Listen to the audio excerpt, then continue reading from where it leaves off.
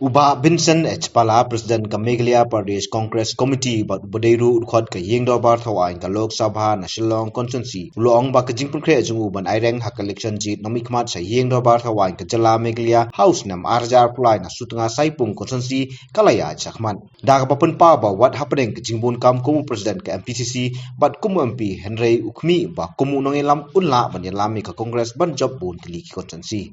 Think about your state politics. Actually, the long leader, you have to lead from the front. Ban supan slowly kiwe yele de patran sedin ngasnyo kamantoire. Te ba long leader he state kam long ban long MP te ngai de bat kirang ba snong yere de bat ki runiam de bat ki he andre nginjule da door to door.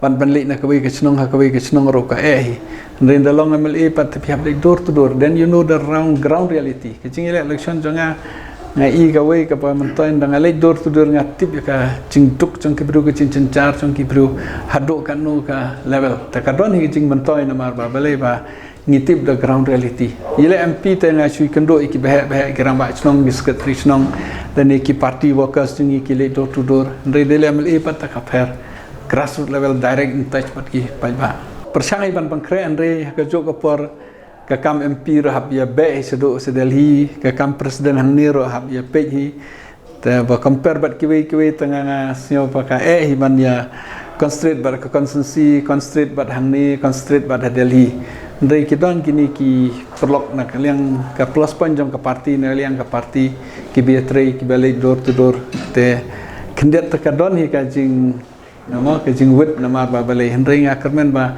ndang ila adep kini election ki beper ndang ila settle ngala finalize ki candidate tengah rongan sayo hepan concentrate ke konstitusi ndang try mentai cibnai arnai ta ka namar ngi pembiang ki candidate ngi hap bat ki nong ile ting ki don ki area ba ngi hap initiate ba mano ban ile ki don ki bang happy mano ba khamla la don ar langut mano ba khamla te ka don ni ke jing thut kini ki cibnai arnai tangba gede ke konsensi bang la kha nang te la he nang te la long MP te babon hiki itu kitip ngatrai kam don kata ka jing ka jing pe jonga Halo ka jingkili bu undei ukurtong syak syuki mendirang ba na ka Congress hadian ka election ameli Arjar Pulai ulong ba ka Congress kam ju perkhat lupa ndai la dakalat pat kadon ulong bol kloi bensimti But in case the chance is there, why not? There's no denying the fact. I don't deny the fact that in case I get a chance,